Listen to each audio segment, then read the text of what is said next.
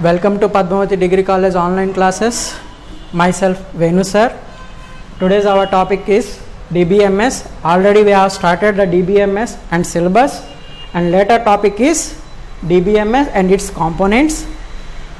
So already we are talking about the DBMS. Again let's again talking about the DBMS. So what is DBMS means? DBMS is a software that allows users to define, create and maintain a database and provides control access to the data. It means it is one of the software.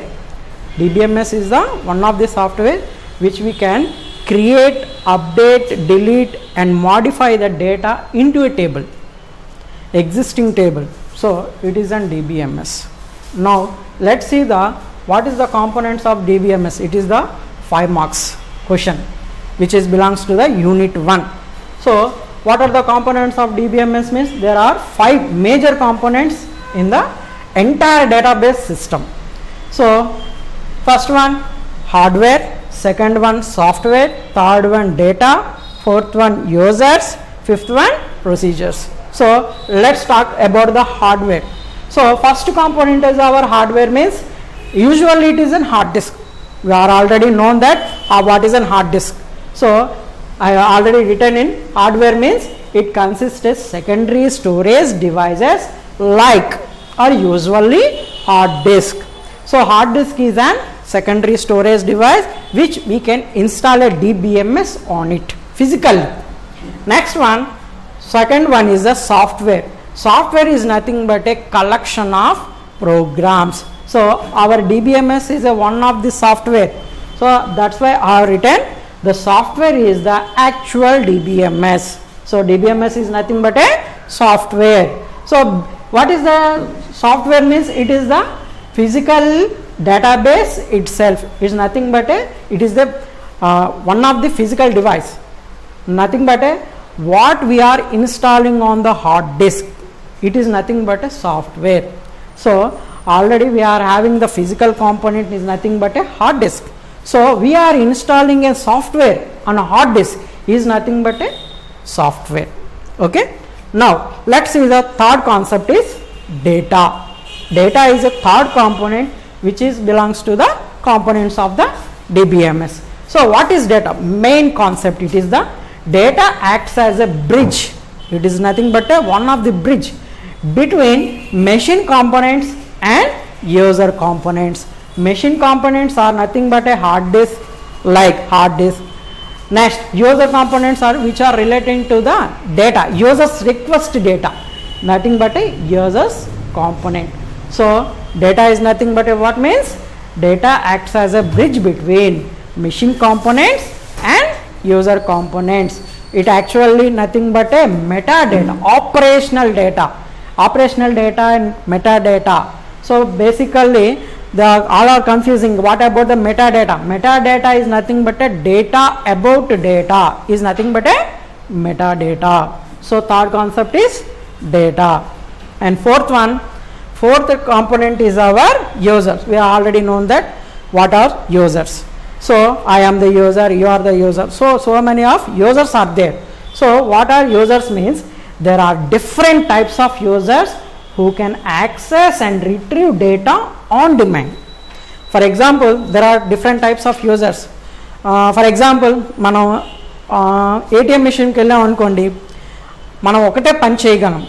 ఏం చేయగలం? Just we're clicking on it. మనకి ఎంత amount కావాలి అంతే తీయగలం. అంతకన్నా ఎక్కువ తీయలేమా? తీయలేం కదండి. SBI ఉంది, 40,000 పర్ లిమిట్ ఉంటుంది. 40,000 తీయగలం. మన అకౌంట్లో ఎక్కువ ఉన్నా తీయలేము అది. సో అది రెస్ట్రిక్టెడ్. ఆ యూజర్ ఎలాంటి వాడంటే naive users, naive NAIVE.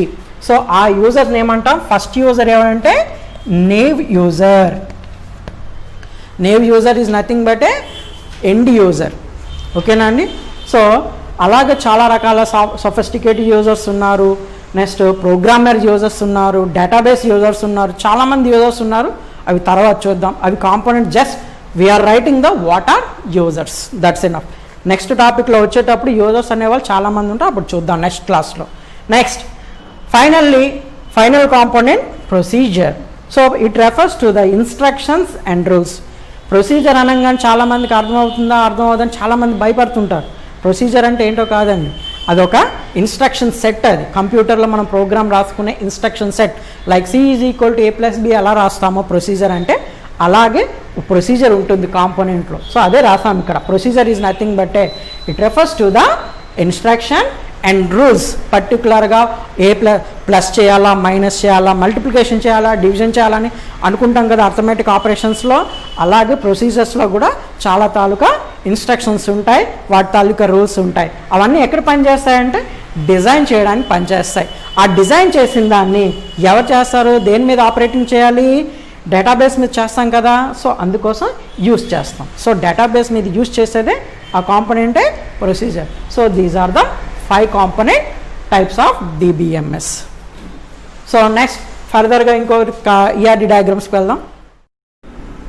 Coming to the next topic is ER diagram, which comes to the 10 marks.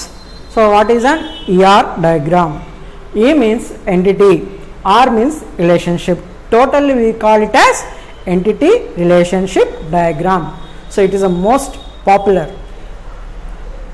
ER model is represented by means of an ER diagram.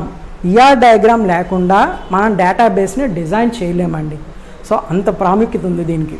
So basically entities ఏంటి, relationships ఏంటి, ఇవన్నీ చూద్దాం. So ఈ entities, attributes అన్నీ కూడా కొద్దిగా ఇబ్బందిగానే ఉంటాయి, కానీ ఏం కాదు, చాలా ఈజీగా నేర్చుకోవచ్చు ఇవి. సో ఫస్ట్ వన్ ఇక్కడ ఏదో రాసాను చూడండి, ఎంటిటీస్ అని రాసాను, యాట్రిబ్యూట్స్ ఇవన్నీ కూడా ఎంటిటీకి సంబంధించినవే.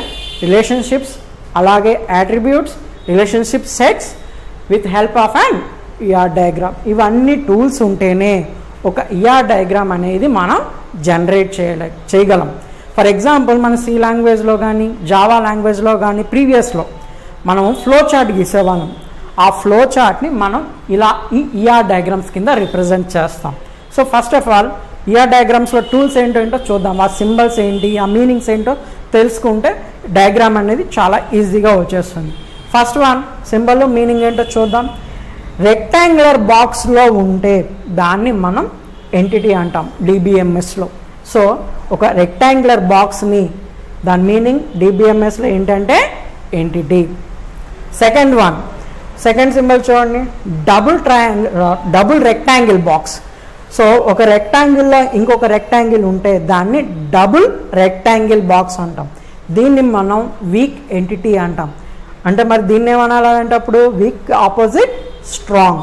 సో సింగిల్ రెక్టాంగిల్ ఉంటే దాన్ని మనం స్ట్రాంగ్ ఎంటిటీ అంటాం, డబుల్ అని ఉంటే దాన్ని వీక్ ఎంటిటీ అంటాం. నెక్స్ట్ వన్, నెక్స్ట్ సింబల్ వచ్చేసి రాంబస్ ఆకారంలో చూడండి, డైమండ్ ఆకారంలో ఉంది కదా, దీన్ని మనం రిలేషన్షిప్స్తో పోల్చుకుంటాం. సో సింగిల్ డైమండ్ ఉంటే అది స్ట్రాంగ్ రిలేషన్షిప్, అలాగే డబుల్ రాంబస్లో ఉంటే, డబుల్ డైమండ్ షేప్లో ఉంటే దాన్ని మనం వీక్ రిలేషన్షిప్ అని అనుకుంటాం.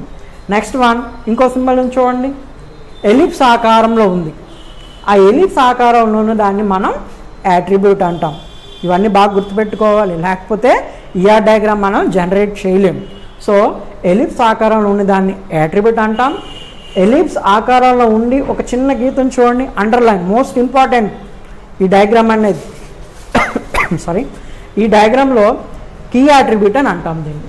సో ఎలిప్స్లో ఒక అండర్లైన్ చేసి ఉన్న దాన్ని మనం కీ యాట్రిబ్యూట్ అంటాం. నెక్స్ట్ వన్, ఎలిప్స్లో ఎలిప్స్ అలా చూడండి, ఇక్కడ డబుల్ రెక్టాంగిల్ చూసాం, డబుల్ డైమండ్ చూసాం కదా, అలాగే డబుల్ యాట్రిబ్యూట్ ఉంది, అంటే ఎలిప్స్లో ఎలిప్స్ అన్నమాట. ఇది దీన్ని మనం మల్టీ వాల్యూడ్ యాట్రిబ్యూట్ అంటాం. వీటన్నిటికీ ఎగ్జాంపుల్ చూద్దాంలేండి. నెక్స్ట్ వన్, డాష్డ్, ఏవైతే డాటెడ్గా ఉన్నాయో చూడండి డాష్డ్గా, వీటిని మనం డిరైవ్డ్ యాట్రిబ్యూట్ అంటాం. ఒక్కొక్క దాని గురించి తెలుసుకున్న ఎగ్జాంపుల్తో సహా. So basically what is an entity? Entity is nothing but an object which is physically happening.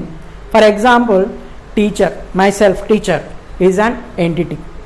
Vehicle, car, and something, bike, bus, aeroplane, these are all the entities.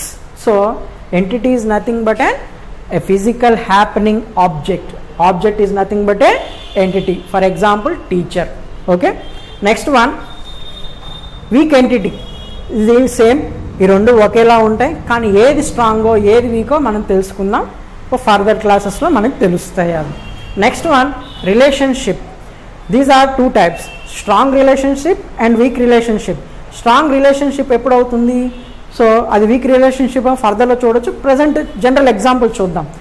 Entities ఉంటేనే relationship అనేది bond చేయగలము, లేకపోతే చేయలేము. So entities ఉన్నాయంటే compulsory దాన్ని associate చేయాలి కదా, జోడించాలి. ఆ జోడించాలంటే మనం దానికి కావాల్సిన సింబల్ రిలేషన్షిప్. సో ఎంటిటీస్ ఉన్నాయంటే దానికి సంబంధించిన రిలేషన్షిప్ కూడా మనకు కావాలి. So entities and relationships are most important criteria in ER diagrams. Next attribute. ఈ యాట్రిబ్యూట్ అనేది ఏంటి, for example teacher, car, bike, bus ఇవన్నీ చెప్పుకున్నాం కదా. సో వాటికి సంబంధించిన, ఇప్పుడు ఫర్ ఎగ్జాంపుల్ బస్ తీసుకుందామండి. బస్ అనేది ఎంటిటీ అయితే, బస్ అనేది మనం చూడంగానే బస్ అనేస్తాం. బస్కు నెంబర్ ఉంటుందా, బస్ నెంబర్ అంటామా? అలాగే బస్కు పేరు ఉంటుందా, లగ్జరీ బస్ అని, ఆర్డినరీ బస్ అని ఏదో పేరు పెట్టి పిలుస్తున్నాం కదా. అలాగా బస్ నేమ్ అంటాం. Bus A type of service అంటాం కదా, అది రెగ్యులర్గా వెళ్తుందా, వారానికి ఒకసారి వెళ్తుందా, అలాంటి సర్వీసెస్ ఉంటాయి కదా. సో బస్ అనగానే బస్సుకు సంబంధించిన యాట్రిబ్యూట్స్ ఏటేటి రాయాలి కాబట్టి ఆ బస్సు ఎంటిటీస్ మీద రాస్తాం కాబట్టి ఎంటిటీస్లో ఉంటాయి కాబట్టి మనం యాట్రిబ్యూట్స్ అంటాం. సో ఎంటిటీ ఉందంటే ఎంటిటీతో పాటు మనకు ఉండాల్సింది ఏంటి, యాట్రిబ్యూట్స్. సో ఎంటిటీ ఉందంటే యాట్రిబ్యూట్స్ ఉంటాయి. ఎంటిటీస్తో యాట్రిబ్యూట్స్ ఉన్నాయంటే దానికి ఒక రిలేషన్షిప్ అనేది ఉంటుంది. బాగా గుర్తుపెట్టుకోండి, entity relationship set. Next one attribute ఏంటో తెలిసింది.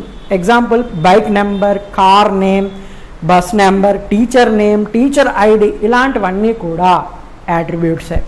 Next one, coming to the next one, ఎలిప్స్లో అండర్లైన్ చేసి ఉంచాను చూడండి. దీన్ని మనం ఏమనుకుంటాం, key attribute. For example, best example Aadhaar ID number. ప్రతి ఒక్కరికి వేరువేరుగా ఉంటుంది కదండి ఆధార్ నెంబర్ అనేది.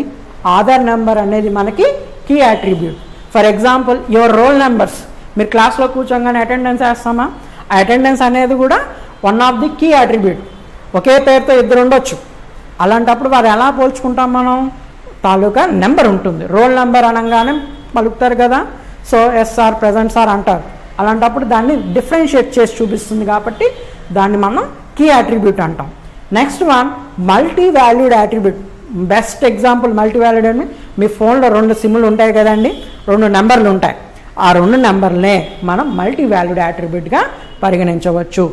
ఎలా అంటారా, ఒకే పర్సన్కి 2 ఫోన్ నెంబర్స్ ఉంటాయి అంటే 1 మొబైలే. 2 సిమ్ కార్డులు వేసుకుంటే ఒకటి బిఎస్ఎన్ఎల్ అవ్వాలి, ఎయిర్టెల్, 2 బిఎస్ఎన్ఎల్ అవ్వచ్చు. ఏదైనా సరే ఒక పర్సన్కి మెనీ నెంబర్స్, కాంటాక్ట్ నెంబర్స్ ఉంటే దాన్ని మనం మల్టీ వాల్యూడ్ యాట్రిబ్యూట్ కింద చెప్పుకోవచ్చు. Next one derived attribute. Derived nothing but formula, calculate చేసేది ఏదైతే ఉంటుందో దాన్ని డెరైవ్డ్ అంటాం. ఫర్ ఎగ్జాంపుల్ మ్యాథమెటిక్స్లో మీరు డెరివేషన్ పార్ట్ అంటారు కదా, అంటే ఏంటి, డెరైవ్ చేసి ఫార్ములా వేసి చేసే పద్ధతిలో దాన్ని డెరైవ్డ్ యాట్రిబ్యూట్ అంటాం.